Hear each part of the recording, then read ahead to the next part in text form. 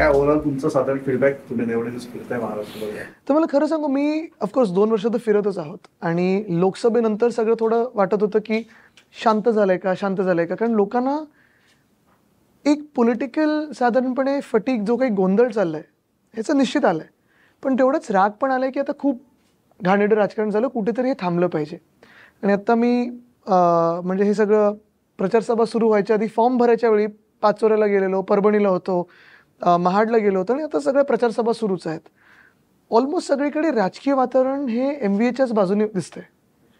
Plus महत्त्वाची गोष्ट म्हणजे जे साधारणपणे रोड शोमध्ये नसतील किंवा सभेत नसतील, येता जाता जे आजूबाजूला कुठच्या गाडीत किंवा बाईकमध्ये असतील, खिडकीत असतील, ते हात करून सांगतात की नाही आहोत सोबत, आहोत सोबत. आत्ता पण येताना इथे मरीन ड्राईव्हवर पण तसंच झालं. छत्रपती संभाजीनगरमध्ये पण एका ठिकाणून दुसऱ्या ठिकाणी जाताना गाडीत काचेवर नॉक करून किंवा काच खाली असेल तर मशाल किंवा असं सांगतात. म्हणजे वातावरण तरी दिसतंय ते. ही सगळ्यात म्हणजे कटूमधली कटू निवडणूक असेल मला वाटतं. नाही, मला वाटतं एक आहे बघा, कसं झालंय की आता हे खूप वेळा आम्ही हीच चर्चा करतो की साधारणपणे ही शिवसेनेची किंवा राष्ट्रवादीची अस्तित्वाची निवडणूक आहे का. पण एक मला आठवतं, म्हणजे मी साधारणपणे 2002च्या महापालिका निवडणुकीपासून पाहतो, लिटमस टेस्ट हा आमच्यासाठी नेहमी लावलेला शब्द आहे की महानगरपालिका लिटमस टेस्ट, विधानसभा लिटमस टेस्ट. हे ठीक आहे, हे आमच्यासाठी आहेच निवडणुका महत्त्वाच्या. पण महाराष्ट्रासाठी ही सर्वात महत्त्वाची निवडणूक राहणार आहे. कारण 2-3 गोष्टी येतात याच्यात प्रामुख्याने. पहिली गोष्ट म्हणजे जी चोरी झालेली आहे, जी गद्दारी झालेली आहे किंवा ज्या प्रकारचं घाणेरडं राजकारण झालं आहे, त्याच्यावर आपण लेजिटिमाइज करणार आहोत का हे ना मतदान करून, हा एक विषय झाला. दुसरी गोष्ट म्हणजे मी अनेकदा सांगत असतो, ऑफ द रेकॉर्ड सांगतो, ऑन द रेकॉर्ड सांगतो, की सगळं काही करून म्हणजे पक्ष चोरून, चिन्ह चोरून, लोक चोरून वगैरे, जर ह्यांनी महाराष्ट्रात या गेल्या 2 वर्षात एक तरी चांगली काही गोष्ट केली असती तर आम्हाला रस्त्यावर येण्याची वेळच नसती आली. कारण मग जर आम्ही राजकारण केलं असतं ते स्वार्थासाठी केलं असतं, आमच्या पदांसाठी केलं असतं, आमच्या पक्षासाठी केलं असतं, आमच्या चिन्हासाठी केलं असतं. तुम्ही आता सगळे रोज रिपोर्टिंग तर करता, मला तुम्ही एक चांगली गोष्ट या गेल्या 2 वर्षातली घडलेली दाखवा, जी सरकारने केलेली किंवा राजवटीने केली. आणि तिसरी गोष्ट हीच, ज्या पद्धतीने मुंबईचे 1080 एकर असतील, फुकटात अदानीला दिले जातात. मुंबईचे कोळीवाडे असतील, महाराष्ट्रातले कोळीवाडे असतील, गावठण असतील, हे आता बिल्डरांना दिले जाणार क्लस्टरच्या नावाखाली. आणि मी अतिशयोक्ती नाही करत, पण महाराष्ट्र राहणार की अदानी राष्ट्र करणार आहे, ही निवडणूक त्या एका पॉईंटला आलेली. तर ही निवडणूक आपल्या राज्याच्या अस्तित्वाची. कारण ह्यांना कुठेही लाज नाही ना. बघा तुम्ही, जर परवाचा रोड शो मोदी साहेबांनी काढला नसता गुजरातमध्ये, वडोदरामध्ये, काही बदललं असतं का? कधी उद्योग मंत्र्याला असा रोड शो काढताना पाहिलंय का की एखादा नवीन उद्योग त्याच्या जिल्ह्यात आल्यानंतर? पण प्रधानमंत्री महोदय सगळं काम सोडून वडोदरात जातात. कुठच्या प्रकल्पासाठी? सो महाराष्ट्रातून खेचून नेल्या त्या प्रकल्पासाठी, एअरबस टाटाच्या. महाराष्ट्राची निवडणूक चालू असताना म्हणजे आपली काय किंमत आहे त्यांच्या डोळ्यामध्ये हे आपल्याला कळतं. पण 2 मुद्दे विचारायचे. एक तर गद्दार हा मुद्दा जास्त ताणला गेलाय का असं वाटतं का? कारण म्हणजे गद्दार हा मुद्दा अशा अर्थाने की तो फक्त ठाकरे कुटुंबियांची गद्दारी केली म्हणून राज्याने सहन करावं का, हा एक. आणि अदानीचा मुद्दा सुद्धा तो पण जास्त. दोन्ही मुद्दे महत्त्वाचे आहेत. ह्याच्यात मला कदाचित 2-5 मिनिटं जास्ती करायला. पण गद्दारीचा जो मुद्दा आहे ना, तो गद्दार आहेच, म्हणजे त्याला काही दुसरा शब्दच नाही. जो ज्या प्रकारे त्यांनी उद्धव साहेबांच्या पाठीत खंजीर खुपसून गद्दारी केली, जी परिस्थिती होती त्यावेळी आमच्यावर, सगळ्यात कठीण काळ चाललेला, आणि त्याच्यात जी धावपळ यांनी केली, जे पळून गेले, ती तर एक झालंच. पण त्याच सोबत तुम्ही पहा, ही गद्दारी फक्त आमच्यासोबत नाही केली त्यांनी. जे मी सांगितलं ना की महाराष्ट्रासोबत जी गद्दारी झाली, वेदांत फॉक्सकॉन महाराष्ट्रात आणलं असतं तर चुकीचं काही झालं असतं का? वावगं काही झालं असतं का? 2.25 लाख कोटीची आलीच ना गुंतवणूक राज्यामध्ये. सरकारच्या दिरंगाईमुळे गेला तुमच्या. एक्झॅक्टली. पण सरकार कोणाचं होतं? आपण आठवा, जुलै 2022 जे अधिवेशन झालं, ह्यांनी बहुमत वगैरे ते काय दाखवलं त्यांच्या लोकांचं, ते झाल्यानंतर घटनाबाह्य मुख्यमंत्री जसं काय कॉन्ट्रॅक्टर नवीन येतं तसं सांगत होतं, अरे तो वेदांतावाला येतोय हे सांगतायत आम्हाला हाऊसमध्ये. आम्हाला आमदारांना हाऊसमध्ये सांगितलं, on the floor of the house सांगितलं 4 लाख कोटी घेऊन येतोय. एक तर मुख्यमंत्र्यांचे आकडे चुकले होते. दुसरं म्हणजे त्यांनी सांगितलं का मग कोणी केलं, तो वेदांत येतोय, एकनाथ शिंदेने केलं होतं. तसंच ज्या दिवशी देवेंद्रजींची त्यांच्याबरोबर भेट झाली वेदांत फॉक्सकॉनची, दुसऱ्या दिवशी वेदांतांनी जाहीर केलं की आम्ही चाललोय गुजरातला. हे ट्विट मी केलं होतं. म्हणजे आपल्या भाषेत जर बोलायचं झालं तर बातमी मी फोडली. पण हे गंमत बाजूला जरी ठेवली तरी मुद्दा असा येतो ना की मग एकनाथ शिंदेनी on the floor of the house का सांगितलं होतं की वेदांत फॉक्सकॉन महाराष्ट्रात येतात, सरकार पडून स्वतः मुख्यमंत्री पद खेचल्यानंतर? देवेंद्र फडणवीसजींनी का मग त्यांची भेटगाठ केली संध्याकाळी? लेटर ऑफ इंटेंट MIDCनी का दिलं मग त्यांना, जे मी ट्विट पण केलं होतं, ते पत्रकार परिषद दाखवत होतं. आणि हे सगळं झाल्यानंतर जेव्हा वेदांत फॉक्सकॉन गेलं गुजरातला, तिथून निघून गेलं देशातून. म्हणजे देशाचं पण नुकसान झालंच ना. एअरबस टाटा असेल, बल्क ड्रग पार्क असेल, मेडिकल डिव्हाइस पार्क असेल. आता आपल्याला सर्वांना माहिती आहे, मेडिकल डिव्हाइसेस असतील किंवा बल्क ड्रग असतील, म्हणजे हे त्यांच्या बंदरातून येतात ते ड्रग्ज नाही, अदानीच्या बंदरातून, जे खरोखर औषध आहेत ती. महाराष्ट्राने ज्या प्रकारे कोविडच्या वेळी कोविड वॅक्सिन्स प्रोड्यूस केले, जी औषधं आपण प्रोड्यूस करतो, महाराष्ट्र हा देशात 1 नंबरवर आहे. आपल्याकडे JNPT पोर्ट सगळी कनेक्टिव्हिटी आहे. मग रोह्यात जर मेडिकल बल्क ड्रग पार्क आलं असतं, ऑरिक सिटीमध्ये मेडिकल डिव्हाइस पार्क आलं असतं, काय चुकलं असतं बरं? 3 किंवा 4 वाटलेत देशात, द्या ना दुसऱ्या राज्यांना, द्या, पण महाराष्ट्राला का नाही? आणि म्हणून मी हे सांगतो ना, ही गद्दारी त्यांनी नुसतं आमच्यासोबत नाही केली. आम्ही फक्त आमच्यासोबत केली असती तर चुकीचं ठरलं असतो की हा स्वार्थी म्हणून बोलतोय. पण ही महाराष्ट्रासोबत केली. जर त्यांनी एक तरी चांगलं काही आणलं असतं महाराष्ट्रात तर आमची बोलती बंद झाली असती. हा जेव्हा आरोप केला जातो ना की फॉक्सकॉन आणि एअरबस, तर त्याला दुसरा एक युक्तिवाद त्यांच्याकडून केला जातो, तो असा की तुम्ही मग प्रत्येक प्रकल्पाला विरोध करता. नाही, आम्ही ज्या प्रकल्पाला विरोध केले बघा, जेव्हा आपण राख रांगोळी बोलतो, त्या राख आमच्या महाराष्ट्रामध्ये, रांगोळी गुजरातमध्ये, ही भूमिका भाजपने घेतलेली आहे. जे जैतापूर असेल, नाणार असेल किंवा बारसू असेल, ह्याला आमचा विरोध आहे, कारण स्थानिकांनी विरोध केलाय. हे जे विनाशकारी प्रकल्प आहेत किंवा पर्यावरणाचा ऱ्हास करणारे प्रकल्प आहेत, तेच फक्त आम्हाला का देता? आम्हाला तुम्ही सेमीकंडक्टर चिपचा का प्रकल्प दिला नाही? बल्क ड्रग्सचं का नाही दिलं? एअरबस टाटाचं का नाही दिलं? एअरबस टाटा, मला वाटतं कुठेतरी बातमी आलेली, तिथे एव्हिएशनची एक हे पण आली, युनिव्हर्सिटी. मग हे होत असताना मिहानमध्ये, नागपूरमध्ये ज्या विदर्भासाठी फडणवीस साहेब आधी भांडायचे, आता का नाही भांडले मोदी साहेबांबरोबर जाऊन की नाही हा विदर्भातच आला पाहिजे प्रकल्प? नुकसान तिकडच्याही तरुणांचं झालं, जसं नुकसान संपूर्ण महाराष्ट्रातल्या तरुणांचं झालं. तर आम्ही तर खुल्या चर्चेला तयार आहोत. इनफॅक्ट आम्ही तर पहिल्या दिवसापासून सांगतोय, जर कुठचा असा प्रकल्प येत असेल चांगला, आम्ही सहकार्याला तयार आहोत, आम्ही तुमच्याबरोबर चर्चा करायला तयार आहोत. काय तयारी आम्ही केली ही दाखवायला पण तयार आहोत.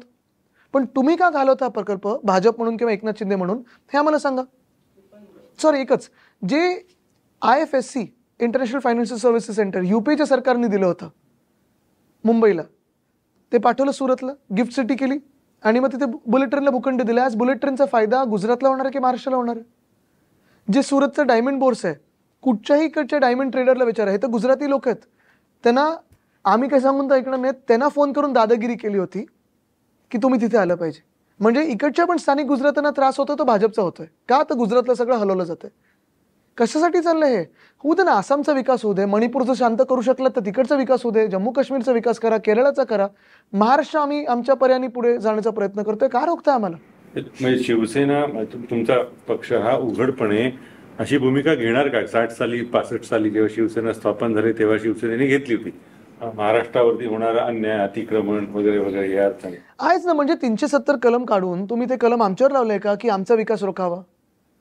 आणि हा वाद परत एकदा तुम्हाला सांगतो, मराठी विरुद्ध गुजराती नाहीये. हा वाद जो भाजपाने निर्माण केलेला आहे ना, तुम्ही झारखंडमध्ये जा, आज तीच भूमिका. मी मागच्या वर्षी झारखंडमध्ये होतो, शशी थरूरजी आणि मी एका कार्यक्रमात होतो. तिथे एका तरुण मला वाटतं UPSCला तो अपेअर होता, त्यांनी विचारलं मला की आदित्य जी ऐसे क्यों है की सारे उद्योग जा रहे गुजरात, झारखंड में क्यों नहीं आते? तसंच छत्तीसगडमध्ये भावना आहे. UPमध्ये जे झालं, वाराणसीत जे झालं की प्रधानमंत्री महोदय 3दा ट्रेलिंगवर होते, त्याचं कारण एकच आहे. एक तर पिढ्यानपिढ्या जी मंदिरं होती, वर्षानुवर्ष जी मंदिरं होती ती पाडली कॉरिडॉरच्या नावात. दुसरं म्हणजे तिथे त्या पुजाऱ्यांमध्ये भीती आहे की त्यांना काढलं जाईल आणि गुजरातमधून पुजारी आणून बसवतील. हा वाद गुजरात विरुद्ध संपूर्ण देश हा भाजपाने निर्माण केलेला वाद आहे. कारण सगळं काही जर खेचून नेलं तर आम्ही काय करायचं? बरं, आमच्या हक्काचं तुम्ही खेचून नेताय. नहीं, कुछ आपके पॉइंट्स हैं उनके ऊपर, but if you see the larger FDI, June quarter में 8 billion came to Maharashtra, only 1 billion has gone to FDI जो आता है, FDI in terms of investment you may count as investment, right? But it can also come into one company without job growth. What I'm counting today is the job loss that has happened in Maharashtra. That is very important. But while you have been raising this issue, have you been able to make it a mass sort of thing? It is a deep wound inflicted on the youth of Maharashtra, and I see it everywhere. मैं पिछले 2 साल से जहाँ जहाँ घूम रहा हूँ, फिर तलेगांव में हमने मोर्चा निकाला था ये वेदांत फॉक्सकॉन वहाँ से जाने के खिलाफ. बहुत सारे जिलों में जहाँ जहाँ हम गए हैं, फिर वो कोंकण हो, विदर्भ हो, मराठवाड़ा हो, उत्तर महाराष्ट्र हो, कहीं पे भी दुख इसी बात का है कि लगभग 5 लाख जॉब्स ये महाराष्ट्र से गुजरात लेके गए. और दुख इसी बात का भी है कि सिर्फ गुजरात में नहीं, अभी देश से भी वो निकल गया, क्योंकि गुजरात में काम करना मुमकिन ही नहीं है. ना ढोलेरा में काम कर सकते हो, ना कहीं और काम कर सकते हो. So has this issue reached a critical mass? Absolutely. See, today's biggest problem is there are no jobs in Maharashtra. Unemployment is a huge problem, which is why from my Dasera rally also, I had to say that my first 3 priorities will be job creation, job creation, job creation. पण तुम्ही म्हणता की project केले बरोबर आहे तिकडे केले पण त्यातल्या जेव्हा ते प्रोजेक्ट केले होते त्यांच्या काही काळ तुमचं पण सरकार होतं तेच तर मी सांगतोय आमच्या काळी 6.5 लाख कोटीची गुंतवणूक आम्ही आणली. मला वाटतं एका न्यूजपेपरनी व्हाईट पेपर काढला होता जेव्हा उदय सामंतांनी माझ्यावर आरोप केला होता की आदित्य ठाकरे खोटं बोलतायत की आम्ही MOUचे जे करार केले होते ते खोटे आहेत. 95% करार हे ट्रान्सलेट झालेत in terms of manufacturing industries किंवा इंडस्ट्रीज आणि काम सुरू झाले त्याच्यावर. ब्रिक इन मॉर्टरमध्ये ट्रान्सलेट झालेत फ्रॉम फाईल किंवा MOUs. ह्याचं कारण एकच आहे कारण आम्ही तो विश्वास दिला की इथे राजकीय स्थिरता आहे. आम्ही कुठेही कोणालाही ह्याच जिल्ह्यातच जा किंवा त्या जिल्ह्यातच जा फोर्स नाही केलं. आम्ही सगळ्यांना ती एक मोकळीक दिली होती जी हे सरकार करत नाहीये. ह्या सरकारमध्ये 3 तिगाडी महाबिगाडी जे झालेलं आहे ना ते ह्या सरकारमध्ये झालेलं आहे. बघा आज साधी एक स्कीम असेल मुख्यमंत्री लाडकी बहीण, एक पक्ष मुख्यमंत्रीच नाव लावत नाही, दुसरा पक्ष दुसऱ्याच्या दोघांचे फोटो लावत नाही, तिसरा पक्ष पूर्ण कलर स्कीम बदलून पिंक करून टाकतं. आणि जेवढा खर्च या स्कीमवर होत नाही तेवढा स्कीमच्या होर्डिंग्सवर होत आहे. पण तेच आम्ही सांगतो की ह्या गेल्या 2 वर्षात राजकीय स्थिरता नव्हती आणि आपण पाहिलं असेल भाजपची जी दादागिरी आहे, महाराष्ट्र द्वेष आहे, त्यामुळे आपल्या राज्यात आलं नाही. जेव्हा आम्ही सरकारमध्ये होतो डॅव्होसला आमच्यासोबत गव्हर्नमेंट ऑफ इंडियाचं डेलिगेशन होतं. प्रत्येक संध्याकाळी आम्हाला भेटायला लागायचं, रिपोर्ट करायला लागायचं, पण कोणी अडवू शकलं नाही कारण आम्ही झुकायचो नाही त्यांच्यासमोर. कोऑपरेशन पूर्ण असायचं. पियुष गोयलजी 100% असायचे, पण कोणी आमच्याकडून खेचू शकलो नाही कारण आम्ही सांगायचो हे महाराष्ट्रात जरी येत असलं तरी देशात येत आहे, आमचा तिथे सन्मान झाला पाहिजे, महाराष्ट्राचा आदर झाला पाहिजे. पण आज काय होतं नाही, घेऊन टाका तुम्ही, तुम्हीच बॉस आहात. इथला राजकारणाचा भाग आता म्हणजे एक निश्चित आहे की हे सरकार आल्यापासून गोंधळ किंवा काय जे काय असेल ते झालेलं आहेच, पण त्याला पर्याय म्हणून तुमची आघाडी देऊ शकते आहे अशी वातावरण निर्मिती करण्यात तुम्हाला हे आम्ही करून दाखवलेलं आहे. आज तुम्ही मुंबईत कुठेही जा, मुंबईचं कोविडचं काम असेल किंवा मुंबईचा जो विकास एकंदर ह्या सरकारने जो गोंधळ म्हणून दाखवलेला आहे लोकांसमोर, तो 2.5 आणि 2.5 वर्षाचा फरक म्हणजे 48 तास जर सोडले पहिले तर 2.5 वर्ष आणि 2.5 वर्ष हे लोकांसमोर कॉन्ट्रास्टिंग 2 कशी सरकार चालतात किंवा ॲडमिनिस्ट्रेशन चालतात हे लोकांसमोर आहे. प्रत्येक क्षेत्रात मी चर्चा करायला तयार आहे. म्हणजे उद्योग क्षेत्र जसं मी सांगितलं ना, राजकीय स्थिरता होती, मॅग्नेटिक महाराष्ट्र कोविडच्या काळात असतील, कोविडच्या नंतर असतील, आम्ही घेतले. ह्या लोकांनी एकतरी घेतलाय का? तसंच जर पाहायला गेलं तर शेतकऱ्यांची आत्महत्या आम्ही 2 लाखापर्यंत कर्जमुक्ती कुठचंही निवडणूक डोळ्यासमोर नसताना आम्ही करून दाखवलेली होती. ती कर्जमुक्ती लोकांपर्यंत पोहोचली. या सरकारने मदत तरी केली आहे का? महिला सन्मान असेल, आम्ही शक्ती कायदा आणला जो ह्या सरकारच्या भाजपालांनी पाठवला राष्ट्रपती महोदयांकडे. आम्ही भाजपाल म्हणतो कारण ते भाजपचेच होते पूर्णपणे, त्यांचीच मदत पण तो इशू तुम्ही जरा सहज सोडला ना. कुठचं? तिथे जर आंध्र प्रदेश असतं, तामिळनाडू असतं तर सगळ्या आमदारांना घेऊन दिल्लीला गेले असते. तेच आमचे आमदार फोडायला निघाले होते. ते एकामेकांमध्ये कधी पवार साहेबांना सांगायचे की शिवसेना आमच्या सोबत येते, कधी आम्हाला सांगायचे की पवार साहेब येतात, कधी काँग्रेसला सांगायचे तुमचा पक्षच फुटतोय. म्हणजे राज्यपालांनी असं राजकारण करावं हे मी पहिल्यांदा एवढं जवळून पाहिलेलं. मी माझ्या आयुष्यात डॉक्टर PC अलेक्झांडर पासून आतापर्यंत सगळे राज्यपाल पाहिलेत, पण कोणीतरी एवढं राजकारणात घुसून. पण त्याला जो एक प्रादेशिक पक्षाने जो आव्हान द्यायचं असतं ना, पण प्रत्येक वेळी काही लढाईची गोष्ट असते का? राज्यपाल हे घटनात्मक पद आहे. MLCच्या यादीवर जो माणूस बसू नये तरी. पण आता पण बघा, आता जी अनार्की झाली, 7 जे MLC त्यांनी घोषित केले, मॅटर सबज्युडिस आहे. आणि आम्ही किती वेळा आरडाओरडा करायचं, म्हणजे सरकार चालवायचं की राज्यपालांविरुद्धच मोर्चे काढत बसायचे. One question I had, Lok Sabha के बाद आप लोग बहुत स्ट्रॉन्ग, मतलब in fact Mahayuti was so weak at 17, you were at 30, narrative was with you. What has changed in the last, suddenly now when we are talking ki See, I'll tell you, our politics is not about narrative. It is about what has happened in Maharashtra. And throughout June, July, August, September, October, if you see, in June we won the Lok Sabha in Maharashtra very decisively. Because of one man, Uddhav Balasaheb Thackeray, not being with BJP, they came down from 26 to 9. In July, we won 2 MLC posts in Maharashtra, and across Maharashtra, you saw the MVA won that. We were busy with those elections and we were going to the people. August, September, we were fighting the Senate elections, twice cancelled by Eknath Shinde because of his fear of losing. We won 10 out of 10. Even though it's called Mumbai University, it covers an area right from Palghar to Sindhudurg. Almost 9 districts come in that. Now, all of this, while it was going on, we did not stop our tours. We were touring to support farmers who were facing unseasonal rainfall. We were supporting farmers who faced excess rainfall. हर जगह जाते रहे हम, लेकिन हर चीज़ की राजनीति करे ये हमें मुमकिन नहीं लगा. हर समय कोई स्टेज पे जाके भाषणबाजी करे ये हमें मुमकिन नहीं लगा. हमारे तरफ से जो भी हम करना चाहते थे वो हमने KIA. So what has worked? I mean, why suddenly they are back in the reckoning? That's what I want. They are not in the reckoning. They put a lot of advertise in the media. They put a lot of advertise on the hoardings, and that is where they are.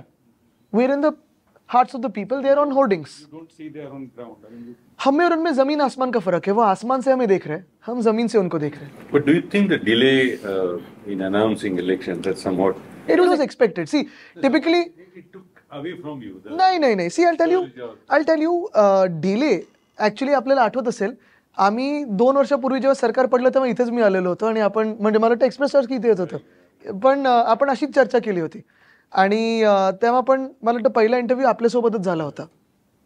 पण बघा, सरकारची खुर्ची आली, कोणीतरी सरकारला यात सरकार येत आहे, पण सरकारची खुर्ची आमच्या मागे आहे. तुम्ही आमच्यासोबत राहा, मीडिया म्हणून किंवा तुम्ही दुसरं संकेत नाही देतात ना LLC वगैरे म्हणून. म्हणजे लोकसत्तेच्या मागे लोकसत्ता, लोकांचीच सत्ता असली पाहिजे, भाजपची नाही. पण एक आहे महत्वाचं की 2 वर्ष 2.5 वर्ष आम्ही निवडणूक कधीतरी लागेल ह्या अपेक्षित नक्की होतो. आम्हाला न्याय हा कोर्टाकडून अपेक्षित होता. सर्वसाधारणपणे जर पाहिलं असेल तर महाराष्ट्राची जी ही निवडणूक व्हायला पाहिजे होती ती 40 गद्दारांची तरी 2 वर्षापूर्वी व्हायला पाहिजे होती. त्यांनी राजीनामा द्या, निवडणूक लढा, जिंकला तर राज्य तुमचं. पण कोर्टात कुठे ना कुठेतरी त्याला आपण बोलतो ना, justice delayed is justice denied.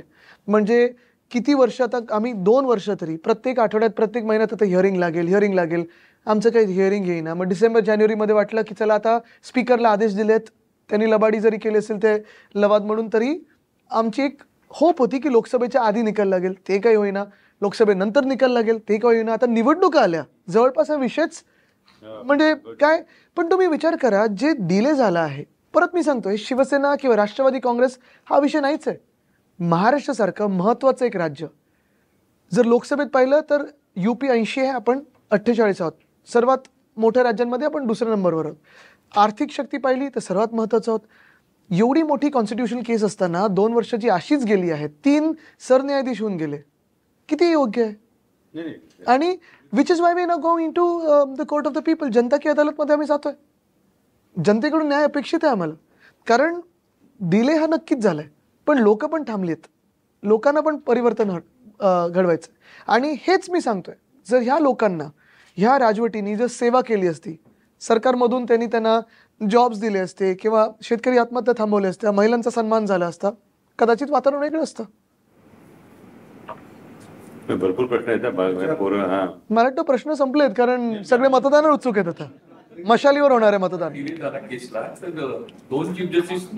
तिसरे यांना सर्वाधिक काळ होता. तर जनरली आणि जजेस असं करतात की आपण ज्या स्टेट मध्ये तिथलं महत्वाचं पॉलिटिकल मॅटर घेत नाही, तर यांना जर वेळ नव्हता तर या चीफ जस्टिसनी दुसऱ्या कोणाकडे ट्रान्सफर केलं लवकर लागला असता. CJ वर आपण बोललो दोघे तरी कंटेम्प्ट लागू शकतो, पण आम्ही आता त्या पलीकडे पण गेलोय. कारण काय झालंय की आता न्याय आम्ही कशासाठी मागत होतो, आमच्या राज्यासाठी मागत होतो. हे प्रेसिडेंट झालं तर उद्या भाजपचं कमळ करून तरी चोरेल, दुसऱ्या पक्षाचं नाव घेईल, कुठच्याही राज्यात येऊ शकतं. पण एवढी मोठी कॉन्स्टिट्यूशनल केसला एवढा डिले होऊ शकतो, जेव्हा सगळं काही हिअरिंग झालंय, जवळपास पूर्ण झालेलं आहे, मग किती परत गोल गोल जायचं. आणि घ्या ना, बॅक टू बॅक हिअरिंग आहे, सगळं घ्या, पण मी त्या परत व्यवस्थेवर किती बोलायचं, काय बोलायचं, नाही तर उद्या आम्हालाच बाद करतील निवडणुकीतून. पण परत एकदा सांगतो, एवढी मोठी कॉन्स्टिट्यूशन केस असताना एवढा डिले हा खरोखर होऊ शकतो का. मॅटर मग तुम्ही चालवायला लागणार, कारण हे प्रेसिडेंट्स नाही होऊ शकत ना. ज्या प्रकारची लूट ह्या महाराष्ट्रात झालेली आहे त्याला जबाबदार कोण आहे. डिले झालेलं जस्टिस आहे की घटनाबाह्य सरकार आहे की कोण आहेत. 2 वर्ष आपल्या राज्यात निवडणुका स्थानिक स्वराज्य संस्थेच्या होत नाहीत. परत कसं होतं, हे लिगली जे काय ते चालू राहील ते राहील, पण त्याचं राजकीय रूपांतर कर आपल्या फेडरल सिस्टमवर, आपल्या संविधानांवर, आपल्या देशावर याचा परिणाम काय होतो की ठीक आहे, जो चल रहा है वो चलने दो, त्याचा काय अर्थ लावायचा दुसऱ्या राजकारणी लोकांनी. तिकडे याची सहानुभूती किंवा हा विषय जिवंत ठेवण्यामध्ये तुम्ही आणि तुम्हाला सांगू गिरीजी, आम्ही सहानुभूतीवर मतं मागतच नाही होत. आम्ही एवढंच सांगतोय की ज्यांनी या महाराष्ट्राला लुटलेलं आहे, जे महाराष्ट्र द्वेष्टे आहेत, त्यांना पुन्हा आपण मतदान करणार का? कारण ठीक आहे, मी तुम्हाला परत एकदा सांगतो की जो पक्ष, जी लोक ज्यांना उद्धव साहेबांनी पहिलं त्यांचं तिकीट दिलं, मंत्रीपद दिलं, अगदी एकनाथ शिंदेपासून, कारण ते खोटं बोलतात की मी बाळासाहेबांच्या जवळ होतो की दिघे साहेबांच्या जवळ होतो, बिलकुल नव्हते, खोटं बोलतात. पण चला, ज्यांनी तुम्हाला तिकीट दिलं, ज्यांनी मंत्रीपद दिलं, सगळं केलं, ह्या माणसांनी किंवा ह्या व्यक्तींनी, अशा लोकांनी पक्ष फोडणं, गद्दारी करणं, गुजरातला पळून जाणं, हे सगळं एक गोष्ट झाली. आज पवार साहेब काय विचार करत असतील की 99 पासून ज्यांनी पक्ष स्थापन केला, मंत्रीपद दिली, सगळं काय केलं, ते लोक पळून गेले, ही दुसरी गोष्ट झाली. पण आज महाराष्ट्रातला तरुण काय विचार करत असेल की जो वेदांत फॉक्सकॉनचा प्रकल्प असेल, एअरबसचा असेल, माझ्या जिल्ह्यात येतोय, माझ्या राज्यात येतं, मला नोकरीची संधी, ज्याच्यासाठी मी आयुष्य घालवलंय अभ्यास करून, तो जेव्हा उचलून येतात गुजरातला आणि मोदी साहेब तिथे जाऊन रोड शो काढतात, काय विचार करत असेल महाराष्ट्राची जनता? जेव्हा महाराष्ट्रातला शेतकरी ज्याला 25 किंवा 50 रुपयाचा चेक मिळतो, का तर नुकसान भरपाई म्हणून, ही थट्टा झाली, काय विचार करत असतील ते? पण आता निवडणुकीच्या तोंडावर त्यांनी बऱ्याच सवलती आणि असं काय काय जाहीर पण लोक हुशार आहेत, खरोखर सांगतो मी, आता सगळीकडे फिरतोय ना, लोक खूप हुशार आहेत. मग काल बघा ना, शिवतीर्थावर काय मोदी साहेबांना रिस्पॉन्स मिळालाय? खुर्च्या रिकाम्या होत्या. म्हणजे जो महाराष्ट्र ते रिकामा करायला निघालेत आर्थिकदृष्ट्या, त्याच महाराष्ट्रात रिकाम्या खुर्च्या दिल्या त्यांना. न्याय हा असतो.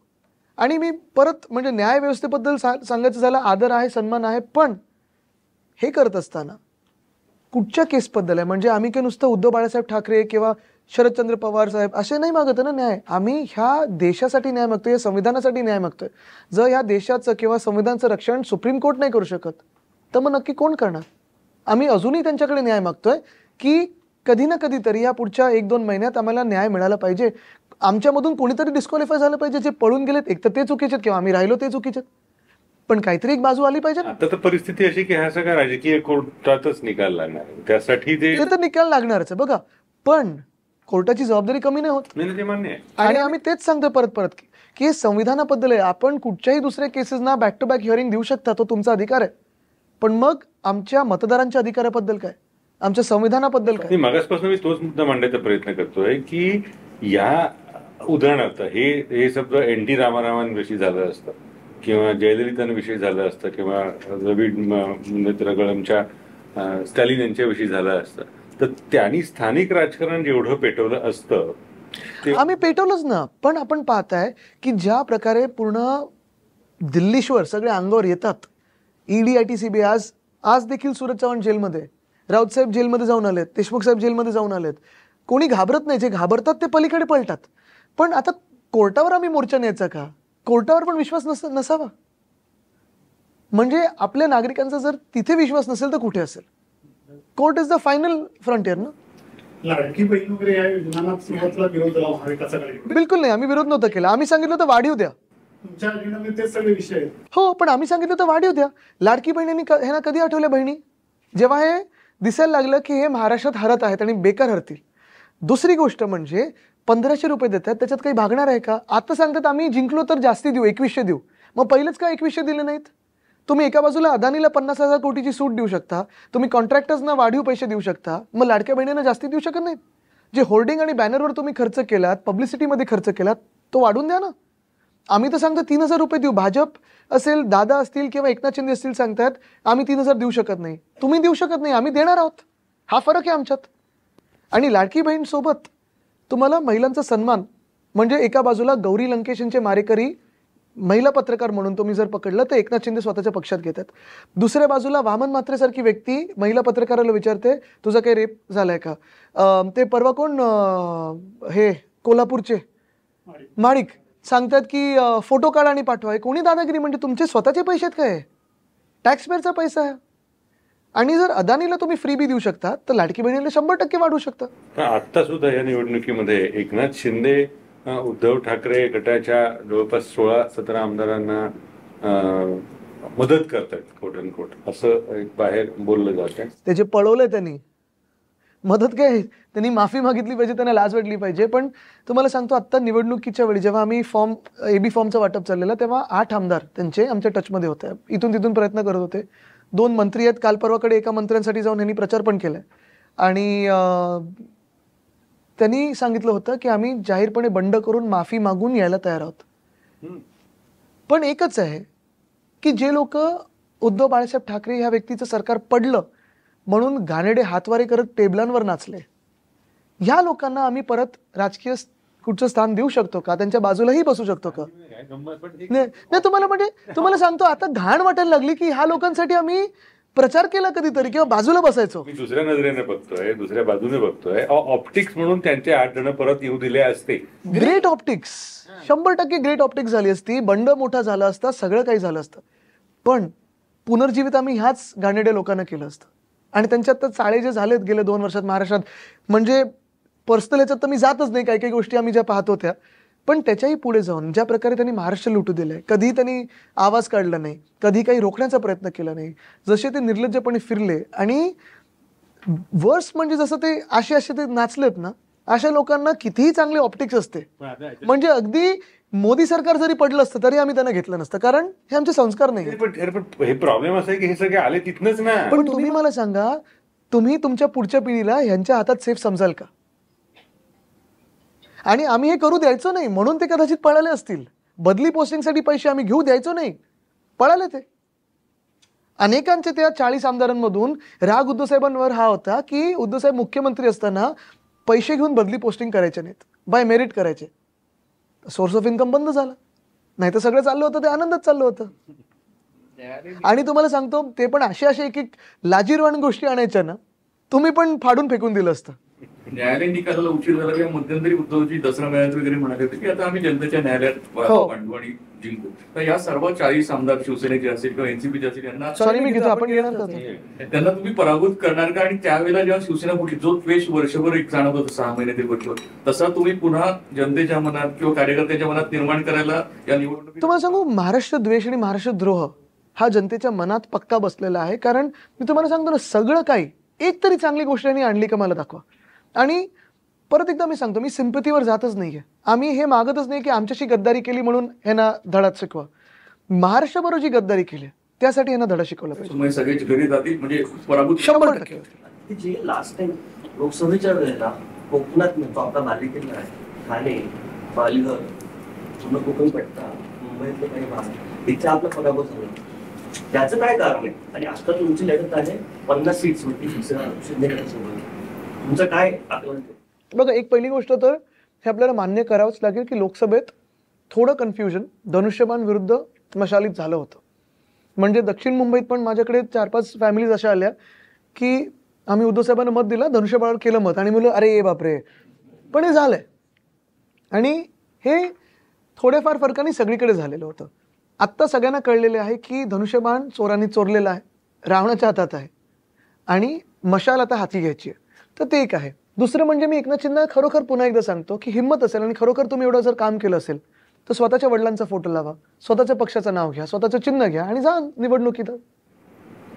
पण भाजपचे किती इनोव्हेशन आहे, अख्खं लॉक स्टॉक अँड बॅरल मस्त आहे, शिकायला पाहिजे तुम्ही.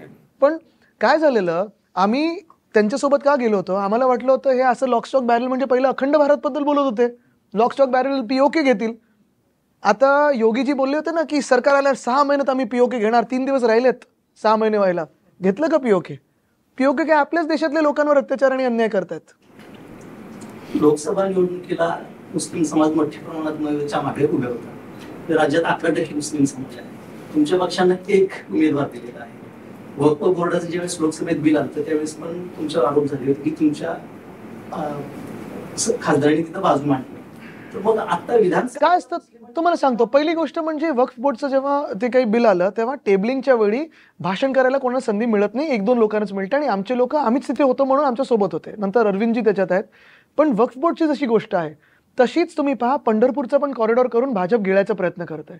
इथे मुंबादेवी मंदिराच्या मागे 17 मजल्याची एक इमारत बांधत आहेत पार्किंगसाठी, आणि ती देखील कॉन्ट्रॅक्टर कोण आहे, कुठचे आहेत आणि कोणाच्या जवळचे आहेत हे पण आपण काढा.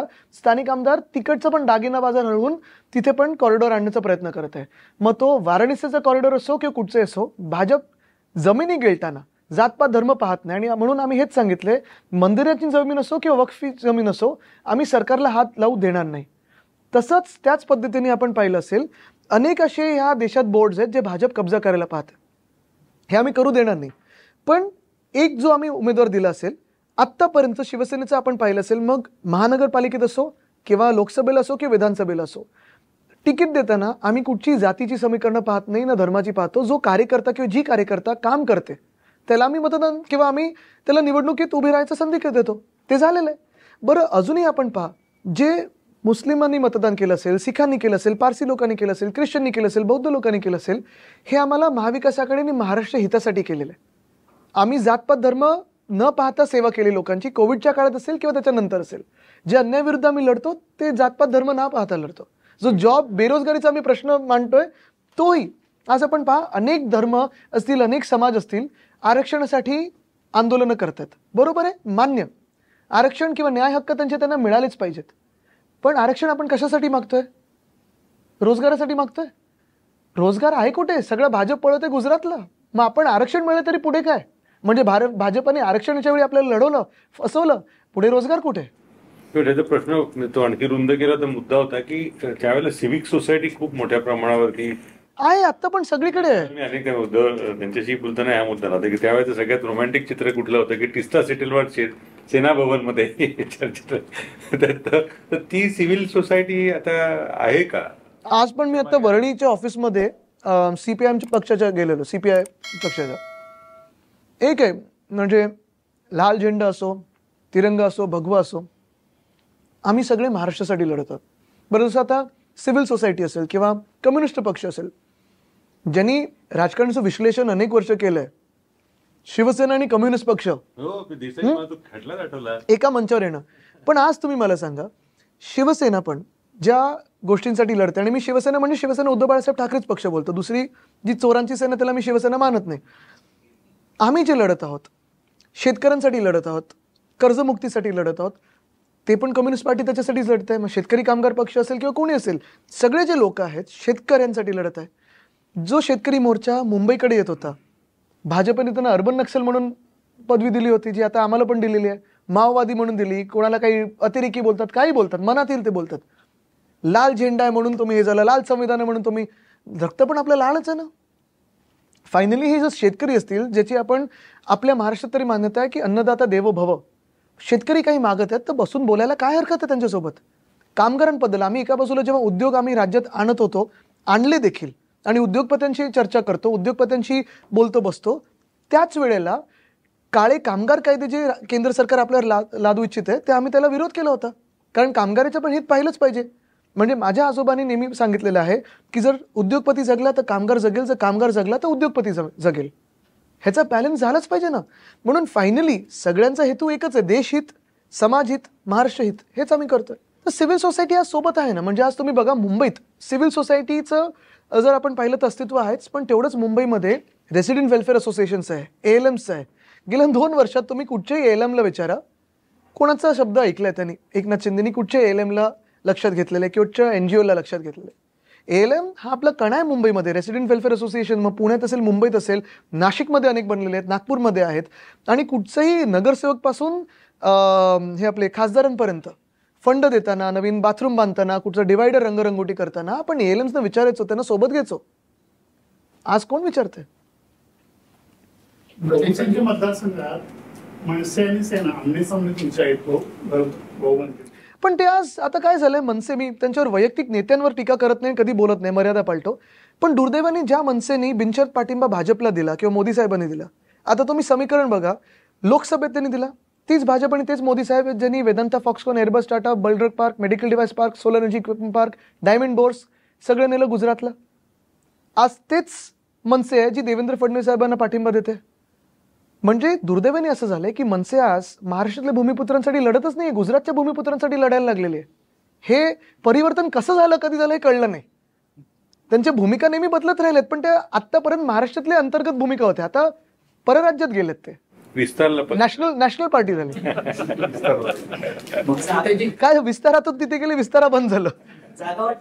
पण सॉरी, मी एकच याच्यावर येतो, हेच देवेंद्र फडणवीस आहेत ज्यांनी वारकऱ्यांवर लाठीचार्ज केला. हेच देवेंद्र फडणवीस आणि एकनाथ शिंदे ज्यांनी जरांगे पाटील साहेबांना लाठीचार्ज केला. त्याला मनसेने पाठिंबा दिलाय. मवियाचं तुमचं जे जागा वाटप आहे त्यात अनेक ठिकाणी गडबड झाल्यासारखी दिसते. म्हणजे आता उदाहरण जर घेतलं तर शेतकरी कामगार पक्षाचे 5 उमेदवार तुमच्या पक्षाच्या उमेदवाराच्या विरोधात उभे आहेत. तर मवियाचे 2-2 उमेदवार असतील तर म्हणजे बघा, तुम्हाला सांगू, आम्ही आमच्या पद्धतीने जो काही जेवढं काही महाराष्ट्रात महाविकास आघाडीला जास्तीत जास्त जिंकून कसे येऊ शकतात त्याच्यावर काम केलेलं आहे. तसं पाहायला गेलं तर चित्रलेखाताईंसमोर आम्ही उमेदवार दिला नाही आहे. आणि आज आपण पाहतोय की साधारणपणे शेतकरी असतील, कामगार असतील, ह्या हिताचं आम्ही पण बोलत आहोत आणि उलट अजून प्रखरपणे बोलत आहोत. केंद्र सरकारकडे मांडत आहोत, दिल्लीत मांडत आहोत, राज्यात मांडत आहोत. तर मविया जिथे जिथे अधिकृतरित्या आहे तिथे कुठेही गडबड असेल तर मवियाचं जिथे शिवसेना उद्धव बाळासाहेब ठाकरे पक्षाचे उमेदवार आहेत ते आहेत. आदित्यजी, मुंबई शिक्षक, मुंबई पदवीधर आणि त्यानंतर मुंबई विद्यापीठाच्या अधिसभा निवडणुकीत 10 पैकी 10 जागा सलग दुसऱ्यांदा तुमच्या पक्षाने जिंकल्या.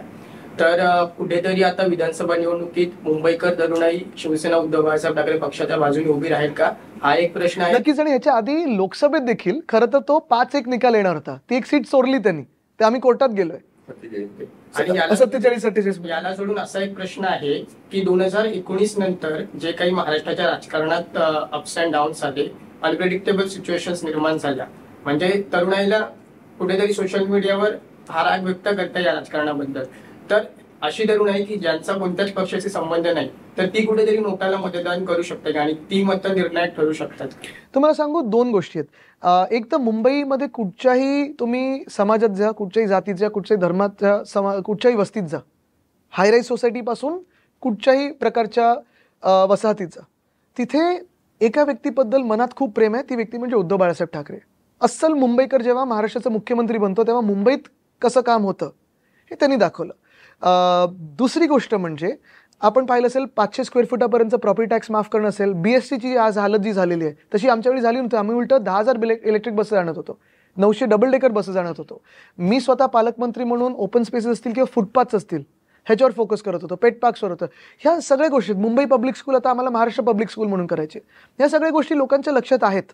पण तसंच पूर्ण मवियाला मुंबईतून मतदान होईल आणि सगळ्याच शहरांमधून. कारण मी तसे नाशिकचे प्रश्न घेतलेले आहेत, तसे पुण्याचे घेतलेले आहेत, वेताळ टेकडीचा प्रश्न असेल, रिव्हरफ्रंट डिस्ट्रक्शनचा प्रश्न असेल, हे सगळे आम्ही घेतलेत विषय. नागपूरमध्ये अजनीवनचा विषय असेल.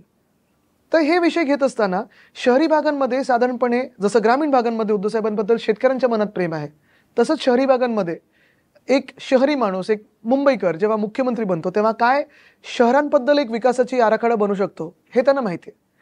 नोटांबद्दल आता तुम्ही दोन्ही नोटांवर खेळू शकता, कारण भाजप नोटांचा खेळ खेळणारे, एकनाथ शिंदे नोटांमध्ये खेळणार आहेत. पण तरुणाईनी हे ओळखलं आहे की उद्धव बाळासाहेब ठाकरे हे असे एक व्यक्ती आहेत जे आपल्यासारखे आहेत. म्हणजे ते जर राजकारणी असते टिपिकल तर त्यांनी निकाल येईपर्यंत मुख्यमंत्रीपद सोडलंच नसतं. अनेकदा आमच्यावर आरोप होतो की तुम्हाला राजकारण येत नाही म्हणून हे पळाले. आम्हाला राजकारण शिकायचं पण नाही यांच्यासारखं, कारण असं जर राजकारण असेल तर आम्हाला त्याच्यात घुसायचंच नाहीये. सीजेआयने तोच मुद्दा मांडला ना. एक्झॅक्टली. पण हे आता ह्याच्यात आपण कोणाची बाजू महत्वाची ठरवायची, ज्या माणसांनी कुठेही स्वार्थ न दाखवता राजकारण बिघडू नये, राज्य परिस्थिती बिघडू नये. पण तो शिवसेनेच्या एकंदर राजकारणासारखा भावना प्रधान निर्णय होता असं नाही का वाटत? थांबायला हवं. पण मला तुम्ही सांगा, चांगला माणूस कोण, घाणेरडा राजकारणी की भावनिक जो असतो तो? आज राजकारणात चांगल्या माणसांची गरज आहे. दिल की बात करने वाला चाहिए, सिर्फ मन की बात नाही.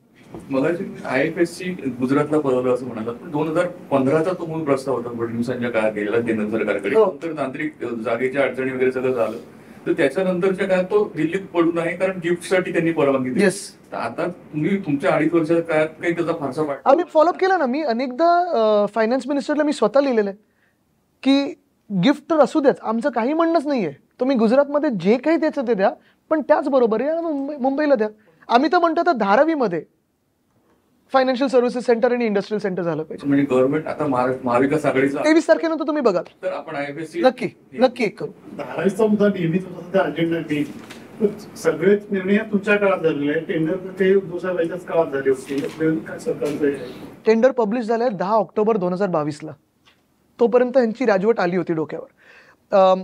तुम्हाला अजून एक सांगतो, टेंडर पब्लिश जर आमच्या काळात झालं असतं कदाचित अदानीनं पण मिळू शकलं असतं, कदाचित कोणालाही मिळू शकलं असतं, कारण आमचं गौतमजींबरोबर किंवा कोणाबरोबरही भांडण नाही. हा, आता जे नवीन काही डिटेल्स येतात, कोण कुठच्या मीटिंगमध्ये होतं, तरी आम्ही मनात किंवा काही मनात तसं सांगून टाकायला हरकत नाही. कुठच्या अदानी पण होते मीटिंगला, आम्ही तर नव्हतो त्या मीटिंगमध्ये. पण बघा, धारावीचा विषय जो आहे ना, तो एवढ्यासाठीच आम्ही विरोध करतोय. 2-3 गोष्टी त्याच्यात ज्या आपल्या मुंबईसाठी हानिकारक आहेत. पहिलं म्हणजे मूळ धारावी. मला वाटतं आपण तो अग्रलेख वाचलाच असाल रविवारचं अंकात लोकसत्तेच्या, तर मग पुढे जाण्याची गरज नाही. पण परत एकदा आपल्या सर्वांसाठी मी सांगतो, धारावी ही 300 एकरची आहे. धारावी 300 एकरची रिडेव्हलप करायला आपण रेल्वेच्या जमिनीसाठी थांबलेलो आणि आपण टाटा पॉवरच्या रिसिव्हिंग स्टेशनसाठी थांबलेलो. माहीम नेचर पार्कला आम्ही त्या धारावीतून डिस्कनेक्ट केलेलं, कारण माहीम नेचर पार्क हा मॅनग्रोव्ह लँड आहे, तो प्रोटेक्ट झालाच पाहिजे. तिथे सलीम अली बर्ड पार्क हे आपण केलं होतं मला वाटतं काही दशकांपूर्वी. त्यावेळी मला वाटतं माझ्या आजोबांनीच नाव दिलं होतं सलीम अली बर्ड पार्क. पण हे झाल्यानंतर सलीम अली बर्ड पार्क पुन्हा एकदा आणि माहीम नेचर पार्क त्यांनी जोडला आहे त्या धारावीमध्ये. FSI साठी असेल, तिथे भूखंडासाठी असेल, तो वेगळी गोष्ट आहे. पण हे तर चुकीचंच आहे. त्याचसोबत जी आता अधिकची जागा मिळाली आहे, म्हणजे 300 एकर प्लस जी काही अधिकची जागा मिळाली आहे, त्याच्यात 540 एकर एकूण होतात. त्या 540 एकरमध्ये तुम्ही एकतर ट्रान्झिट कॅम्प बांधू शकता, और तुम्ही स्ट्रेट बिल्डिंग बांधू शकता आणि की टू की डेव्हलपमेंट करू शकता. पण आता हे 540 एकर पुरेसे नाही आहेत. त्यांना मुंबईत अजून 540 एकर पाहिजेत. म्हणजे 1080 एकर अदानी यांना तुम्ही मुंबईत फ्री ऑफ कॉस्ट दिले, मोफत. त्याच्यात आपली मिठा घरं आहेत, त्याच्यात मुलुंड आहे, कुर्ला आहे, भांडूप आहे, विक्रोळी आहे, मडचे कोळीवाडे आणि एरंगल तो सगळा परिसर आहे, पार्ल्यातल्या काही जागा दिलेल्या आहेत आणि हळूहळू ते दक्षिण मुंबईत पण येणार. आता हे कशासाठी, तर इथे प्रोजेक्ट ट्रान्झिट कॅम्प वगैरे तर त्यांनी 17 वर्षाची जागा घेतलेली आहे. पण हे करत असताना मुंबई महानगरपालिकेचे 5000 कोटी माफ ते स्वतःला भरणार, DRPL आणि SRA ला भरणार. म्हणजे मुंबई महानगरपालिकेला पैसे नाही मिळणार. स्टेअरकेस प्रीमियम माफ, ओपन स्पेस प्रीमियम माफ, सगळे काही प्रीमियम टॅक्सेस माफ केल्यानंतर त्यांना स्वतःला टाउन प्लॅनिंग अथॉरिटी करून घेतले. म्हणजे जर मला हा कप इथून इथे हलवायचा असेल आणि 15 दिवसात मला महापालिकेने सांगितलं की इथून हलवायचं नाही, तरी डीम पास, जे मला वाटेल ते मी करणार. एक युक्ती सरकारकडून करा गेला की एक तर रेव्हेन्यूची गरज आहे आणि एवढा मोठा नाही तुम्हाला सांगू गिरीजी, खरोखर जसं BDD चालचं आम्ही डेव्हलपमेंट केलं ना, 25 वर्ष रखडलेला प्रकल्प होता. साधारणपणे 15,000 परिवारांना आम्ही हक्काची घरं 500 स्क्वेअर फुटाची देतोय ना तिथे. तसंच तुम्ही प्रायव्हेट इक्विटी बिल्डअप करू शकता, तुम्ही बॉन्ड्स इश्यू करू शकता, जागतिक स्तरावर तुम्ही जे कंपन्या आहेत त्यांना घेऊ शकता. असंही प्लॅन होऊ शकतो की गव्हर्नमेंट नुसतं कॉन्ट्रॅक्टर अपॉइंट करेल, बिल्डिंगही बांधेल आणि तो सगळा फायदा सरकारला होऊ द्या ना. जो TDR मार्केट असतो आपल्या मुंबईतला, त्याच्यातला पहिला 50% हा फक्त आणि फक्त अदानीकडून घ्यायचा. का दुसऱ्यांकडून घ्यायचं नाही, किंवा काय मार्केट असावं तरी का सरकारला याचं बेनिफिट होऊ नये. आमच्या तर वचननाम्यात आम्ही सांगितले की TDRचं मार्केट आम्ही ब्रेक करू, TDR जर घ्यायचं असेल तर सरकारकडून घ्या तुम्ही, राज्य सरकारला पैसे मिळतील. जसं आम्ही आधी ते फंजिबल FSI मुंबई महानगरपालिकेत स्कीम आणली आणि मुंबई महानगरपालिकेचा फायदा झाला. पण नुसतं अदानीचा फायदा होणार, बरं ह्याच्यात 2 लाख धारावीतले जे लोक आहेत त्यांना बेघर करणार आणि त्यांना तुम्ही बेघर केल्यानंतर, अपात्र केल्यानंतर इतर 540 एकरमध्ये तुम्ही साधारणपणे ह्यांना बसवणार. म्हणजे हे सगळे लोक तुम्ही मुलुंडला पाठवणार, मिठा घरांमध्ये पाठवणार, वडाळ्यात पाठवणार. मग नक्की तुम्ही कोणाचा विकास करताय धारावीत? धारावीचा विकास जो आम्ही म्हणत आहोत तो हा आहे की प्रत्येक धारावीकराला 500 स्क्वेअर फुटाचं घर द्या. अनेक संस्था जसं UDRI वगैरेनी जागतिक स्तरावर कॉम्पिटिशन घेतली होती. मोठ्या मोठ्या आर्किटेक्ट्सनी त्याच्यात दाखवलं होतं की 500 स्क्वेअर फुटामध्ये त्यांची घरं आणि जे काही आपले मल्टिपल यूज तुम्ही एक खोली देऊ शकता. कारण Dharavi is not just hutments, पारंपरिक व्यवसाय आहेत, मायक्रो स्मॉल मीडियम इंडस्ट्रीज आहेत. ते जाणार तरी कुठे? कोळीवाडा आहे, तो तरी जाणार कुठे? तर तुम्ही ते 500 स्क्वेअर फुटामध्ये सगळं काही बसू शकता आणि प्लस त्यांच्या मायक्रो इंडस्ट्रीजसाठी जागा देऊ शकता. ह्या धारावीमध्येच पोलीस हाऊसिंग होऊ शकतं, रिटायर्ड पोलीसवाल्यांना हाऊसिंग होऊ शकतं, सेल टॉवर्स होऊ शकतात, सरकारी कर्मचाऱ्यांना घर होऊ शकतात आणि इंटरनॅशनल सर्व्हिसेस फायनान्शियल सेंटर किंवा इंडस्ट्रियल सेंटर तिथे आणू शकतो. पण धारावीला आपण मुंबईचा भाग म्हणून ट्रीट केलं पाहिजे, अदानी यांचं साम्राज्य म्हणून ट्रीट नाही करू शकत. त्याला दुर्गुणित प्रश्न असतो की आता मंत्रालय पुनर्विकासाचा समविकासाचा प्रस्ताव सरकारने पुढे आणलेला आहे, त्याचं टेंडरिंग निघालं. त्याच्या टेंडरचा जरा अभ्यास करा, मी अभ्यास करतोय त्याच्यात. बरोबर एका व्यक्तीला ते कसं टेंडर सेट करून मिळालेलं आहे आणि ते टेंडर घाई गडबडीत कसं झालेलं आहे ह्याचे कागदपत्र आलेत माझ्याकडे. तर बघूया आता ते कसं फोडायचं लोकांसमोर.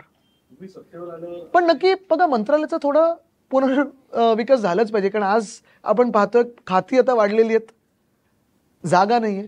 3 पक्ष सांभाळायचे, खाती वाढणारच. पण हे तर फक्त खाती आहे ना, आम्ही काम करायचो. तुम्ही सत्तेवर आल्यावर अदानीला ज्या सवलती दिल्या आहेत धारावीच्या, त्या काढून घेणार.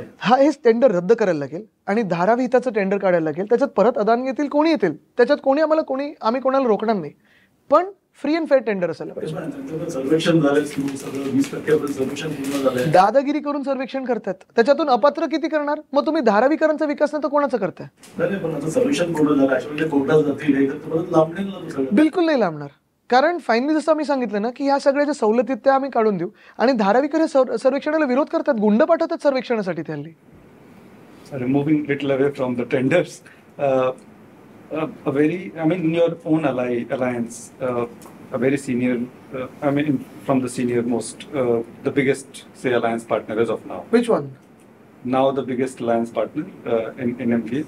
At Lok Sabha level or? Lok Sabha level. Okay. Yeah. Congress? Yeah. Huh. So even We have no comment saying that. No. Even their survey, their internal survey, it pointed that had they named Uddhav Thackeray ji as the CM candidate, it would have led to a 3% swing. Then why did it not happen? See, in every survey, in every tracker that we have, even be it news agencies or private surveys or whatever, even intelligence reports, everyone's saying that the one person Maharashtra trusts across genders, across communities, across religions or caste or districts, everything, every socio-economic divide is Uddhav Balasaheb Thackeray. Having said that, obviously we had said initially that we would want to pitch a face, and Uddhavji has said this repeatedly. I think he said this day before also in one of the interviews, that we don't mind pitching any face, but we wanted to pitch a face. If the Congress has a face, pitch it. If the NCP has a face, pitch it. No problem. We're not fighting a personal battle. This is not about our greed. If something is helping the MVA, great. If our allies feel that going without a face despite these surveys might help the MVA, we'll go along with it. The thing is that even if they had the realization that it would help, why did it not happen? I don't sit in the strategy rooms, unfortunately, but we've gone with the mandate of the people. That the mandate will decide the chief minister. From our side, we have a face. But taking away from Maharashtra, we had an Nadda with Revanth Reddy 2 days ago. And what he said on record was the reason they lost Haryana was because they didn't embrace the Rahul Gandhi name and face as the thing to campaign under. It became a campaign between caste campaign. Indirectly, it became a campaign between two senior leaders in the Congress party in Haryana. The lesson, according to him, was anytime Congress is campaigning, whether alliance or not, do it under the face of Rahul Gandhi. That's the one thing that unites. Look, we are here an alliance. All of us have our tall leaders. Alliance, Haryana, do you do any post? Not really. See, Haryana is different from Maharashtra. Just like Jammu and Kashmir is different from Haryana. In one state you had India Alliance winning, in one state you had the BJP winning, so it was 50-50. Maharashtra will be won by the MVA because here the problems are very different. We have faced absolute atrocities and injustice from the Modi government in the past 2 years, from the BJP, from Eknath Shinde. Maharashtra will vote decisively. RSS and BJP was not on the same page. What we understand now, that's why. See, also, the thing is, if Nadda ji says they don't need the RSS anymore. Citizen Express, no? That was an Express interview. That's great. I think you should publish that again because I want to ask the RSS, what have they got in the past 2 years? So they've solved that problem. I don't think so. Okay. Where is the core BJP? See, when we speak of BJP, why did Gopal Shetty ji not get ticket? Why did Poonam Mahajan not get a ticket? Why did Pankaj Adai have to come from, a later route of MLC?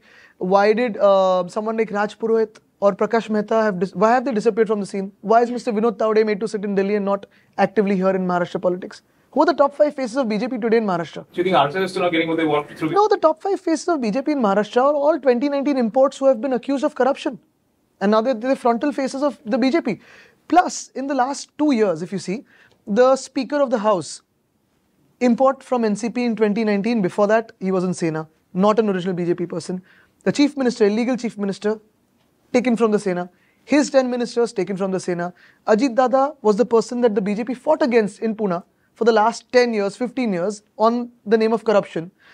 The minute Ajit Dada joined them, a BJP person was removed as the Guardian Minister from Pune and Ajit Dada was made the Guardian Minister of Pune. So who did the BJP Karyakartas go to jail for? Who did the BJP Karyakartas fight for or fight against? Even in the BJP ministry, the 10 ministries that the BJP has got, 6 people are from original BJP, 4 people are from outside. So what has BJP got? What has RSS got? If you see all the temple trusts, all the mandals or the mahamandals, all given by Eknath Shinde, what did the BJP get? Only Mr. Fadnavis sort of got his DCM and his portfolios that he holds dear to himself. But what did the BJP Karyakarta get? It sounds like they gave Fadnavis a free hand and all of the people that he trusts are the people who are in power and the rest are not. I mean, now does he trust his bosses? Does he trust the illegal CM? Who does he trust? On Congress, I have one question. When you went into the Lok Sabha elections, you got the highest number of seats to contest. Yeah. Then they came with their numbers now they are kind of bossing. I mean, it seems that Not really. I'll tell you. but they now extracted the highest number of seats. You were pitching that we want 100, we want 100. I mean, Those were media reports, speculations. Sanjay Raut ji was openly saying it. Yes, but he was also a part of the negotiations that got us the number of seats that we are. He's also part of the media. And he's also part of the media. See, sometimes he can speak for the party, sometimes he can add to the speculations. But the thing is that, I mean, now they are positioning themselves as the pre-Lok Sabha. You were the sort of you were the leading MVA partner, but now it seems Congress has. To BJP, you said that they were riding on us and then they started bossing us. Now, do you see the same situation happening with Congress? I'll tell you what, frankly, with the BJP, if you see the language today of batenge, katenge, khatenge, lootenge, uske aage jate nahi hai.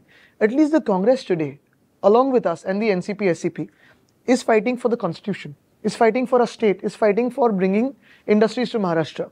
We may have not seen it back then, but at least in the UPA too, they had given International Financial Services Center to Maharashtra, as against the BJP that took it away. We thought the BJP would keep it here. We are never happy or unhappy for someone's gain or loss. We're happy if someone's gaining with us. If an ally performs better than us, we're happy for the ally. You know, we will never hold any grouses. We will never be disgruntled over a friend or an ally performing. Of course, even for the opposition, there's no enmity as such in our minds that, oh, this guy should be finished. We'll never say BJP Mukt Maharashtra or Bhajap or whatever. Yeah, Mukt is not in our mindset. This is the BJP mindset. Be it with more seats or lesser seats, finally, all of us are fighting for Maharashtra. And that is very important. We're not fighting for a post. But don't you think the kind of a public display of See, the thing is, I'll tell you what, I'll tell you, in every seat sharing negotiation, you will have some pushing and pulling, and that should ideally happen also, because only when you are strong enough to win a seat, everyone asks for it. Obviously, which also means that there were a lot of candidates, all of us as parties had, who wanted to fight on our behalf. Of course, there will be some seats where there will be some disputes, and those disputes have to be ironed out. Have they been ironed out? I think, of course, they have been ironed out. Everyone knows who the official candidate is in Solapur or Ramtek. But it's not like the Mahayuti or the Mahajhuti, where everyone's just trying to cut each other's, seats down to size. भाजपने दोन घोषणा दिल्या आहेत. एक आहे तो safe आहे किंवा बटेंगे तो बटेंगे. तर देशात किंवा महाराष्ट्रात हिंदू एकसंघ असला पाहिजे. नाही, त्यांनी नाही तुम्हाला सांगू, मोदी साहेबांनी एक छोपा मेसेज दिला आपल्याला. त्यांनी सांगितले की एक है तो सेफ है म्हणजे एक रहेगा महाराष्ट्र, तो भाजप से 2 हात दूर रहेगा और सेफ रहेगा महाराष्ट्र. हे सांगितलं त्यांनी आपल्याला. खरं सांगतोय मी. पण ह्या ज्या गमती आहेत ना, त्या तुम्हाला पिकअप, तुम्हाला म्हणजे आदरार्थी वगैरे म्हणत नाही, कारण तसं या अर्थाने नाही. विरोधी पक्षाला निवडता येत नाही तसं मला वाटतं. नाही, आम्ही सगळीकडे बोलतोय. नाही, तर ब्राह्मण संमेलन झालं ठाण्यामध्ये. आता एक आहे तो सेफ आहे मध्ये, तर मग ब्राह्मणांना वेगळं कशाला काढायला? मग देशस्थ ऋग्वेदिक. नाही, आम्ही तर सगळ्यांना सांगतोय, आणि आम्ही तेच सगळ्यांना सांगतोय की एक आहे तो सेफ आहे म्हणजे महाराष्ट्र आपण एक राहिलो तर भाजप पासून सेफ राहू. आणि मी हेच सांगतो ना परत की भाजपाने हे बटेंगे कटेंगे लुटेंगे सोडून 10 वर्षात केलं काय या देशामध्ये हे सांगावं. आज रुपयाचं काय हाल झालेत आपण एक जाणार तो. पेट्रोल कितीला आहे, डिझेल कितीला आहे, महागाई कितीला आहे, बेरोजगारी कशी आहे. ठीक आहे, चला ते पण सोडा. गेल्या 2.5 वर्षामध्ये जेव्हा तुम्ही इथे 180 की 190 आमदार कुठून गोळा करून बनवलं सरकार, वरती सरकार बनवलं, 2 वर्षात महाराष्ट्राला काय दिलं? इकडे भाजपने आता या घोषणा दिलेल्या आहेत बटेंगे तो कटेंगे, आणि सुप्रीम कोर्टाने मध्यंतरी एक जजमेंट दिलं होतं की उपवर्गीकरण करता येईल म्हणून एसएसटी. आणि आता नुकताच निवडणुकीच्या आधी महाराष्ट्र गव्हर्नमेंटने जीआर काढलेला त्यात. तर या संदर्भात तुम्हाला सांगू, कितीही कुठच्याही नाही. आता मध्ये तर परवा कुठच्या तरी संस्थेने अजून एक रिपोर्ट काढला की काय ते मुंबईत बांगलादेशी आणि रोहिंग्या वाढलेले आहेत. बरोबर आहे. आता तुम्ही मला सांगा, हे बांगलादेशी किंवा रोहिंग्या ना दिसले कुठे? एवढे वाढलेत तर सापडले कुठे? तुम्ही आता एवढे सगळीकडे फिरता, एक तरी सापडले का आपल्याला? दिसायला वेगळे असतात का? तेच तर नाही. मग ह्याने विचारलं कसं ह्याने? हेच तर मी विचारतो ना. जाऊन विचारलं का तुम्ही बांगलादेशी आहे का, तुम्ही रोहिंग्या आहे का? दुसरी गोष्ट याची अशी आहे की मग तुम्हाला जर एवढे सापडले असतील, मग तुम्ही पोलिसांमध्ये जाऊन का नाही रिपोर्ट केलं? तिसरी गोष्ट, मग तुम्ही हे सांगताय का की गृहमंत्री फेल आहेत देशाचे, जे मणिपूर शांत नाही करू शकत, ते घुसपेट्यानं थांबू नाही शकत? आणि चौथी गोष्ट म्हणजे तुम्ही आमच्या जवानांवर प्रश्न विचारताय का की जवान हे लोकांना ब्लॉक नाही करू शकत, ज्यांची तिथे ड्युटी आहे आणि दिवसरात्र मेहनत करतात? म्हणजे भाजप आज जर आपल्या सैन्यावर प्रश्न उपस्थित करायला लागला तर हा आपल्या सैन्याचा अपमान आहे. आणि गृहमंत्र्यांचा पण तेवढाच अपमान आहे, कारण भाजपच सांगते गृहमंत्री फेल आहेत. शेवटचा मुद्दा एक आवडीचा शिवसेनेचा आणि मागे वळून बघताना असं वाटतं का की तो मेट्रोचा जो वाद झाला आणि ती आरेची कापाकापी झाली त्याच्यात मागे आमच्या लोकसंवाद आहे तर ते टाळायला हवं होतं, कारण मेट्रोचा प्रकल्प नाही. बिलकुल नाही. तुम्हाला सांगू, मेट्रोचा प्रकल्प हा 1 मिनिट सुद्धा थांबला नव्हता. चांगलं झालं आपण हे विचारलं, कारण मेट्रोचा प्रकल्प, मेट्रो 2A 2B 3 कुठचेही प्रकल्प 1 मिनिट सुद्धा थांबले नव्हते. कोविडच्या काळात देखील मेट्रोची कामं सुरू होती, आम्ही पण जाऊन पाहणी करायचो. थांबवलं होतं ते आणि हलवलं होतं ते आम्ही ते तिकडची आरेची कार डेपो. बरं, ती कार डेपो जेव्हा कांजूरमार्गला नेली, 50% ज्याचं त्याच्यात इन्व्हेस्टमेंट आहे गव्हर्नमेंट ऑफ इंडियाचं, त्याच गव्हर्नमेंट ऑफ इंडियाने, केंद्र सरकारने लिटिगेशन निर्माण केलं. आत्ता बरोबर अदानीला ती जागा दिल्यानंतर ते लिटिगेशन गायब झालं. मागे घेतलं की आता सॉल्ट पॅनच नाहीये. म्हणजे तिथे अदानीचा बोर्ड लागल्यानंतर मिठा घरातलं मीठच निघून गेलं, घरांसाठी मीठ काढून टाकलं. पण आपण पाहतोय की जेव्हा कांजूरमार्गवरनं परत एकदा आरेमध्ये हलवण्याचा निर्णय घेतला, ती कारशेड 3 महिन्यात उभी झाली. आम्ही जे करत होतो ते एवढ्यासाठीच हलवत होतो, कारण एक तर आरेचं जंगल आम्ही घोषित केलं, आम्ही प्रोटेक्ट केलं, 808 एकर हे प्रोटेक्ट केले. पण त्याच जागी आपल्याला 2034 मध्ये ते कारशेड तुम्हाला हलवायला लागेल आणि कांजूरमार्गलाच नेणं लागेल, कारण जेव्हा पीक हेडवे असेल तेव्हा तिथे ते सिस्टीम कपॅसिटी त्याची फुल होणार, कॅरिंग कपॅसिटी फुल होणार. जर आपण कांजूरमार्गला हे कारशेड बनवली असती, जी आता अदानी देतात आणि मेट्रो 6ला देतात, तर metro line 6, metro line 3, metro line 4 आणि मेट्रो लाईन 14 ह्या चारीच्या कारशेड एकाच जागी एकाच इमारतीत आल्या असत्या. पण ह्या राजकारणी लोकांना, मग भाजपचे असतील किंवा एकनाथ शिंदे स्वतः असतील, ह्या लोकांना काय करायचं आहे, मेट्रो लाईन 4 साठी कुठून तरी जमीन अधिकृत करायची, मेट्रो लाईन 14 साठी लँड एक्विजिशन करायचं, म्हणजे 2,500 कोटी ह्याच्यात गेले. 3 आणि 6 साठी पण तसंच करायला लागणार, त्याच्यातही 2,500 कोटी 3,000 कोटी जातील. बरं, ह्याच्यात लगेच राजकारणी लोक येतात, पैसे काढतात. कन्स्ट्रक्शनमध्ये स्वतःचा कॉन्ट्रॅक्टर घुसवायचा, त्याच्यात पैसे काढायचे, मेंटेनन्समध्ये, क्लिनिंगमध्ये, सगळीकडे कॉन्ट्रॅक्ट देणार. जर एक इमारत असती तर महाराष्ट्राचे कमीत कमी 10,000 कोटी हे वाचले असते. कारण का, तर लँड एक्विजिशन मधली कॉस्ट गेली असती, कन्स्ट्रक्शन मधली कॉस्ट एकातच आली असती. पीक हेडवे जेव्हा 2034ला होईल आपला जो एक्सपेक्टेड आहे, तेव्हा आपल्याला अधिकचा खर्च नसता लागला. आणि ही मेट्रो लाईन 4, 14, 3 आणि 6 ही इंटिग्रेटेड असती. आपल्याला आता फुट ओव्हर ब्रिज, रस्त्यावरनं क्रॉस करा वगैरे असं झालं नसतं, एकच ती मोगी. कारण बघा, ट्रॅकिंग सेम आहे, इलेक्ट्रिकल सेम आहे, सिस्टमची जी कन्सल्टंट आहेत ते सेम आहेत, मग बोगी सेम आहेत, म्हणजे सगळं सेम असताना तुम्ही रिपेअर अँड मेंटेनन्स महिन्यातून एकदा जाता. 4 कारशेडची गरज नव्हती, पण त्या कारशेडमध्ये आपण पैसे तर वाचवलेच असते, एफिशियन्सी वाढवली असती, कमी कॉन्ट्रॅक्ट्स गेले असते आणि ह्याच गाड्या इंटरचेंज होऊन नंबर बदलले असते, तुम्हाला क्रॉसओव्हर करायची गरज नसती लागली. ह्याला बोलतात इंटिग्रेटेड मॅनेजमेंट प्लॅनिंग. पण ह्यांचं प्लॅनिंग हे कॉन्ट्रॅक्टरसाठी होतं आणि हे कॉन्ट्रॅक्टरसाठी प्लॅनिंग झाल्यानंतर लोकांचं नुकसान होतं. बरं, ह्याच्यात जो 10,000 कोटीचा जो अधिकचा खर्च झालाय ना, CVCचं जे होतं, ते तुम्ही माहिती काढा. सप्टेंबर 2019 मध्ये बिना सुप्रमा घेता देवेंद्र फडणवीसांनी पैसे देऊन पण टाकलेत. हे जायकाला माहिती आहे की नाही मला माहित नाही, कारण ह्याच्यात इंटरनॅशनल करार आहे, पण हा घोटाळा आहे, ह्याचा आम्ही चौकशी करणार आहोत. आता काय त्यावेळी कारण द्यायचे की नाही, टनल बोरिंग मध्ये ते बसॉल्ट रॉक लागला. जिओ टेक्निकल सर्व्हे आपण प्रत्येक गोष्टीचं करतो. साधं सिग्नलचा पोल लावायचं असेल तरी जिओ टेक्निकल सर्व्हे करतो की खालती दगड कुठचा आहे. मग तुम्हाला त्यावेळी कळलं नव्हतं 10,000 कोटी जास्ती देत असताना? तसंच पुण्यात पहा, तो रिंग रूटसाठी 20,000 कोटीचं एस्केलेशन केलंय. 20,000 कोटी म्हणजे 20,000 कोटीचा प्रकल्प नाही आहे, 20,000 कोटी अधिकचे द्यायला लागत आहेत. नॉर्थ बाउंड कोस्टल रोड हा 2014 पासून देवेंद्र फडणवीसांनी कोस्टल रोडची फाटाफूट केली, साऊथ बाउंड आमच्याकडे दिला, जवळपास पूर्ण झाला.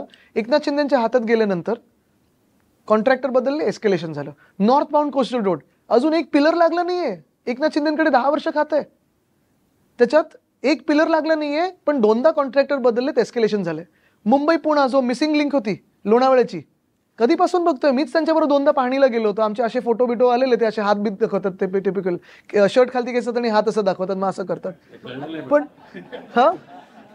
पण तिथे पण एस्केलेशन झाले, काम पूर्ण नाही झाले.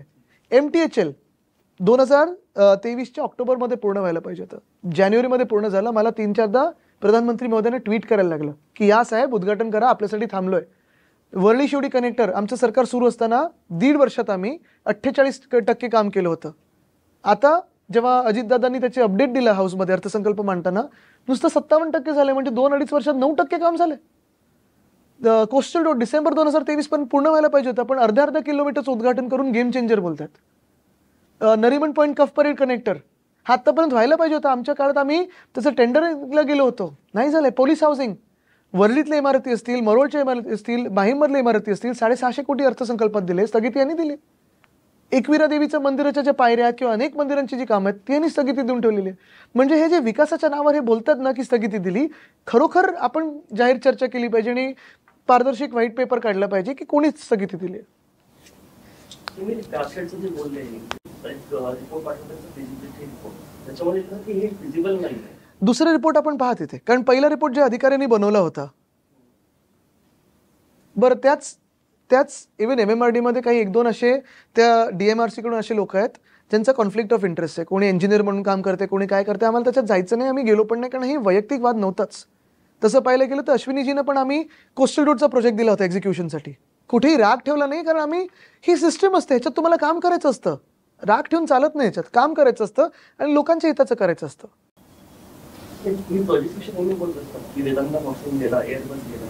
पण त्याच्यामध्ये गोष्टी अशा होतात एअरबल ड्रग पार्कचं पण की वेदांत कौन्सिलच्या केसमध्ये सब कमिटीचा अप्रुव्हल्स नव्हता.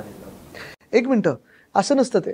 बेसिकली पहिलं कसं होतं की सब कमिटीकडे हे सगळा प्रस्ताव जेव्हा येतो तेव्हा ते अप्रुव्हल होतं. पण अनेकदा आपण पाहिलेलं आहे की हे सगळे उद्योग जे असतात ते पहिले कन्सल्टंट नेमतात, त्याच्यानंतर ती जागा पूर्ण करतात आणि सब कमिटी जी असेल, जी कुठची सब कमिटी असेल, म्हणजे ही MIDCची असेल की कुठची असेल, तळेगावमध्ये एकदा जागा दिल्यानंतर मग एकनाथ शिंदेनी किंवा देवेंद्र फडणवीसांनी आम्हाला का सांगितलं की झालं, त्यांनी का नाही सब कमिटी बसवली?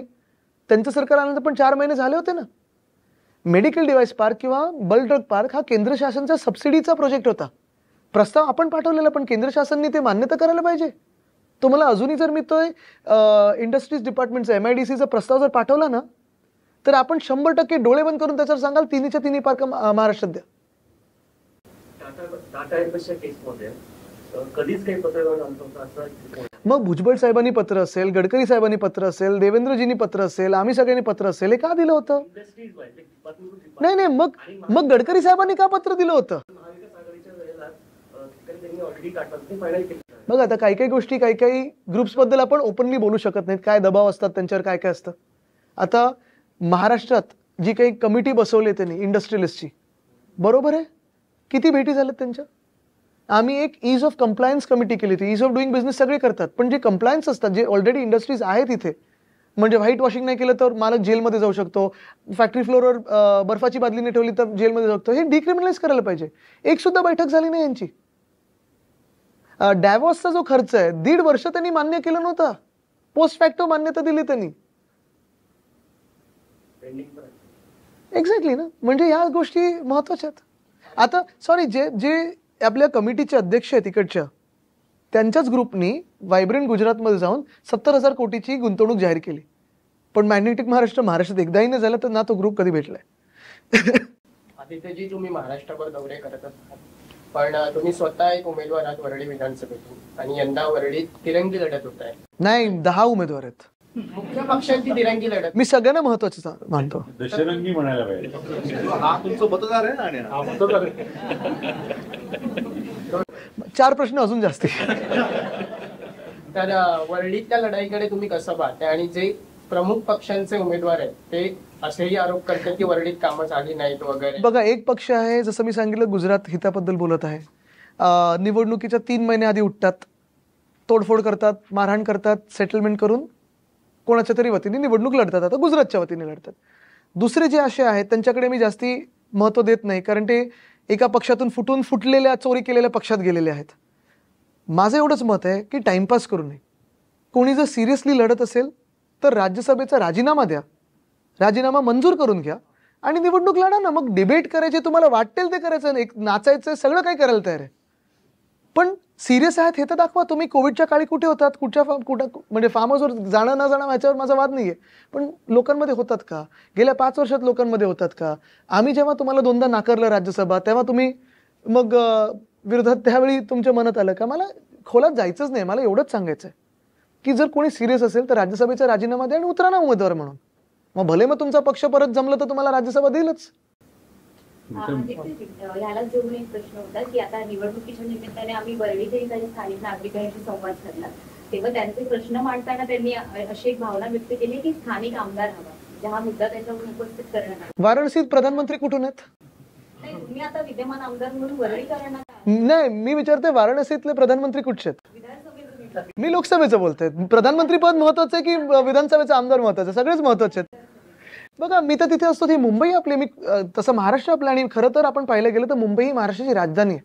आणि जी अदानी राष्ट्र व्हायला चाललेली आहे, जे भाजप करते, जे आम्ही रोखतोय. गेल्या 5 वर्षामध्ये वरळी मतदारसंघामध्ये ऑफकोर्स आमचं गल्लोगल्लीत काम आहे. आज पण बीडीडीमध्ये जर तुम्ही रिस्पॉन्स पाहिला असता तर तुफान होता. अनेक वर्ष, म्हणजे मी 5 वर्षाचं असल्यापासूनची बीडीडीचं प्रकल्पाची चर्चा सुरू आहे. तेव्हा अर्थात मला माहिती नव्हतं, पण गेल्या काही वर्षांमध्ये माहिती आहे. फडणवीस साहेबांनी 2016मध्ये उद्धव साहेब जेव्हा मुंबईत नव्हते तेव्हा येऊन घाईघाईत नारळ फोडून गेले. काम सुरू झालं नाही. 21मध्ये जेव्हा आम्ही काम सुरू केलं, आत्ता या 3 वर्षामध्ये 4 वर्षामध्ये टॉवर पहिला उभा राहिलाय. फेज 1 सुरू झालाय. 160 स्क्वेअर फुटाची घरं आता 500 स्क्वेअर फूट मिळणार आहेत. अम्युनिटीज मिळत आहेत. तो प्रोजेक्ट हा डोळ्यादेखत बनत आहे. दुसरी गोष्ट म्हणजे अनेक स्लम्स अशा आहेत ज्या 17-18 वर्ष रखडल्या होत्या. जिजामाता नगर असेल, मरियम्मा नगर असेल, व्हीपी नगर असेल, मग जनता कॉलनी असेल. 199 वॉर्डमध्ये अनेक स्लम्स ज्यांना आता घरं मिळाले आहेत, चाव्या मिळालेल्या आहेत. शिवाजी नगर असेल, तिथे की टू की डेव्हलपमेंट सुरू झालं. म्हणजे घरांचं हे जे काही कन्स्ट्रक्शन होतं स्लम हॅबिलिटेशनचं, ते सुरू झालं. त्यांना त्यांच्या हक्काची घरं मिळणार आहेत. प्लस तुम्ही बघाल तर जीके मार्ग वगैरे अनेक चाळी अशा आहेत ज्या 100 वर्षापूर्वीच्या आहेत. आम्ही रिपेअरचे फंड देत असतो, म्हणजे आम्ही आमदार आहोत, ते इथे खासदार पण आहेत. पण रिपेअर किती वर्ष करायचं? सगळ्यांना आता विकास पाहिजे, सगळ्यांची फॅमिलीज वाढलेल्या आहेत. ते काम आता आम्ही सगळे एकत्र आणून करत आहोत. तिकडचं रेसकोर्सचं जे आता एकनाथ शिंदेनी त्याचं वाटप करून टाकलेलं आहे त्यांच्या आवडत्या कॉन्ट्रॅक्टरना, ते आम्ही रोखत आहोत. फुटपाथची कामं असतील, ओपन स्पेसची कामं असतील, तर कामं गल्लोगल्लीत झालीत. म्हणून हे जे उत्तर आहे ना ह्यांचं, ते मी 23 तारखेला देईन. सध्या समाज माध्यमावर रील्स असतील किंवा मीम्स असतील याच्या माध्यमातून उपासना अधिक प्रमाणात वाढलेली आहे. मग ते प्रत्येक भाषण असतो किंवा कोणतीही बैठक असतो, तर याला मावियाकडून काय प्रत्युत्तर देण्यात येत नाहीये असं काय? आम्ही मुद्दामून करत नाही, कारण एखादं जी सिच्युएशन असते ती किती गढूळ करायची हे आपण लक्षात घेतलं पाहिजे. म्हणजे बघा, आता जसं मी सांगितलं ना, मध्ये सगळीकडे ते रील्स चालले होते, all eyes on Hindus in Bangladesh.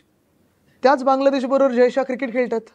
हे जर पवार साहेबांची BCCI असती तर सगळी भाजप रस्त्यावर असती आणि आम्हाला पण खिचून आणलं तर अँटी नॅशनलच्या विरोधात आता आंदोलन करा.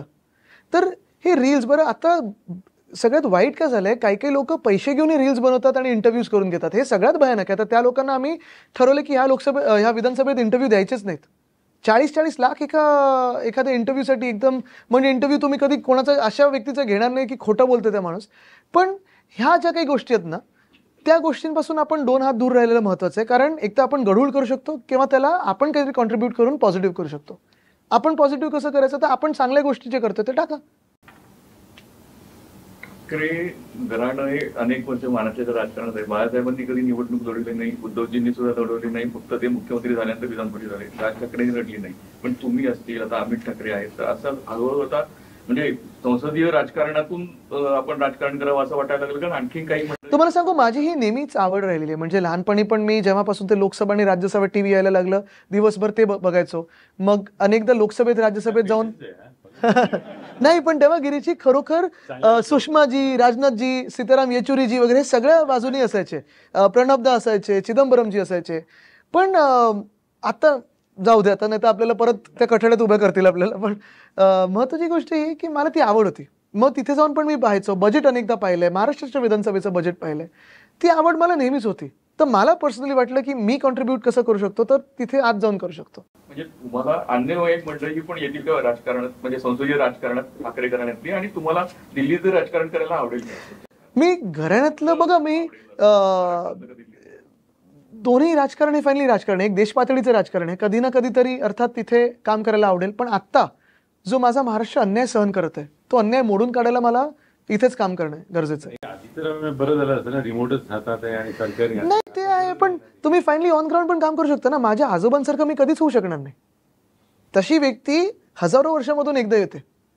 पण जेव्हा एक रिमोट कंट्रोल असतो, आणि दुसरं म्हणजे मुख्यमंत्री म्हणून उद्धव साहेबांनी जे काम केलं कोविडच्या काळात असेल किंवा इतर काळात असेल, दिसले, जगाने कौतुक केलंय. हा, पुढे हा ठीक आहे. आम्ही त्याचं एकच मला प्रतीक नेहमी इंटरेस्टिंग वाटतं हल्लीच्या काळामध्ये, शिवसेना ग्लोबल वॉर्मिंगवर चर्चा करते. हो, पण आता तुम्ही माझ्या आजोबांना ओळखायचे आहात, ते पण पर्यावरणवादी होतेच. म्हणजे मला वाटतं नानी कृपानीजींचं पुस्तक आहे, त्याच्यात पण त्यांनी सांगितलंय की मुंबई पुणे एक्सप्रेसवे जे माझ्या आजोबांचं स्वप्न होतं आणि काम सुरू केलं, तेव्हा पण त्यांनी एका जागी बोलवलं आणि तो रस्ता रिरूट करून घेतला, कारण तिथे एक जंगल आणि काही झाडं वगैरे वाचवली. असं पण आहे उदाहरण. तर आणि ग्लोबल वॉर्मिंग हे आपल्या जीवनाशी जोडलेलं आहे. दिल्लीची शाळा आज बंद आहेत प्रदूषणामुळे. तेलंगणामध्ये हीट वेव्हमुळे शाळा बंद होत आहेत. महाराष्ट्रात आपल्याला माहिती आहे, आता आम्हीच प्रचार करत असताना मुंबई कधी 40च्या पार जायची नाही, 42वर गेली आहे. म्हणजे महाविकास आघाडी तर गेलीच, पण तापमान पण गेलं. तर नाही, खळखटाक ते ग्लोबल वॉर्मिंग मोठा प्रवास आहे. आदित्यजी एक असा प्रश्न नाही, हे ना शेवटचा प्रश्न देऊया, हे लक्षात ठेवा फक्त. आणि एक नंबर आदित्यजी असा प्रश्न विचारायचा की युवासेनेच्या माध्यमातून तुम्ही गेली 10 वर्ष शिक्षण क्षेत्रात 10 ते 14 वर्ष शिक्षण क्षेत्रात काम करत आहात आणि 2024 हे वर्ष बघितलं तर शैक्षणिक दृष्ट्या खूप वेगवेगळ्या घटना घडल्या. मग एमपीएससीचा मुद्दा असेल, युपीएससीचा ते प्रकरण असेल, नीटचा मुद्दा असेल, हे तहसीलदारची पदांचं पण 200 मार्काला 225 मार्क मिळाले. सगळे मुद्दे असतील. तलाठीवरती तुम्ही पर्यावरण आणि पर्यटन मंत्री म्हणून कारभार पाहिला, तर 23 तारखेनंतर मुख्यमंत्री उपमुख्यमंत्री पदाची रस्तिकेत सुरू होईल. पण त्या पलीकडे जाऊन विद्यार्थ्यांना तुम्ही हा वर्डी मतदारसंघासाठी विचारताय की नाही? बघा, तुम्हाला खरं सांगू, हे सगळं जे आहे ना, अनेक लोक जेव्हा असे वारे वाहू लागतात, आकडे दिसायला लागतात, तेव्हा मनात स्वप्न घेऊन येतात की आता मी मुख्यमंत्रीच बनणार किंवा हाच मंत्री बनणार. तुम्हाला शिक्षण मंत्री म्हणून नाही, तुम्हाला खरं सांगू, मी या खात्यांचं किंवा मंत्रिपदाचं डिस्ट्रॅक्शन बिलकुल मनात ठेवत नाही. अजूनही 145चा आकडा आम्हाला क्रॉस करायचा आहे महाविकास आघाडी म्हणून. तो मतदानाच्या दिवशी होणार आहे. त्याच्या आधी मी कुठचंही डिस्ट्रॅक्शन नाही, त्याच्यानंतरही नाही. 145 पाहिजे नाही, जास्तीच मिळणार. महाविकास आघाडीला सरकार बहुमताचं येणार आणि सेफ बहुमत मिळेल. भाजप तोडू नाही शकणार. पण काय असतं, मी अनेक लोकांना हे सांगतो की ही सगळी डिस्ट्रॅक्शन्स असतात आणि हे आपल्याला चुकीच्या दिशेने नेतात. मग ते मनात बसतं की मला बनायचंच आहे. अनेक लोकांनी पक्ष बदलले, गद्दारी केली, सगळं काही झालं, पण मिळत नाही. मनात नाही ठेवलं तर देव देतो, जनता देते. पण त्याच हेतूने जर तुम्ही काम केलं तर नाही होत कधी. म्हणजे पणजुमांना आवडलं नसतं देव देतो हा नाही, ते कधी नास्तिक नव्हते. प्रबोधनकार नास्तिक चळवळीचे आधार नाही, त्यांनी हे आपली नवरात्र तर मुंबईत त्यांनी प्रथा सुरू केली. पण ते सार्वजनिक गणपतीला त्यांनी विरोध केला. ठीक आहे, ते एक प्रश्न विचारत 2019 मध्ये तुम्ही आला, तुम्ही वरळीचे आहेत का? मग शेवटचा प्रश्न नाही, मग विचारा. तिथे पण हेच आहे. पण दुसरा एक आमचा प्रश्न तो एक सोडत आहे, ठाण्यामध्ये तुम्ही आला नाही तो? मी आधी आलेलो. आता काय झालं, आता उद्या उद्धव साहेब आहेत. जिथे उद्धव साहेब नाही जातात तिथे मी जातो, जिथे मी जातो तिथे ते नाही जातात, कारण आम्हाला सगळीकडे जायचं तर त्याच्यासाठी. 2019 तुम्ही आणि त्यांनी चॅलेंज एक्सेप्ट नाही केलं. जर सांगितलं असतं की आदित्य माझ्या विरुद्ध लढ, तर मी लढलो असतो. 2019 साली तुम्ही आला तेव्हा आम्ही तुम्हाला विचारलं होतं कधी 2004 हात कधी होणार तुमचे, तेव्हा तुम्ही बोला आता वेळ नाही. झालं ना, काँग्रेस एनसीपी अजून. बघा, ह्याच कारणासाठी मी वन नेशन वन पोलला सपोर्ट नाही करत, कारण घरी एक कारण सांगू शकतो की इलेक्शन आलंय.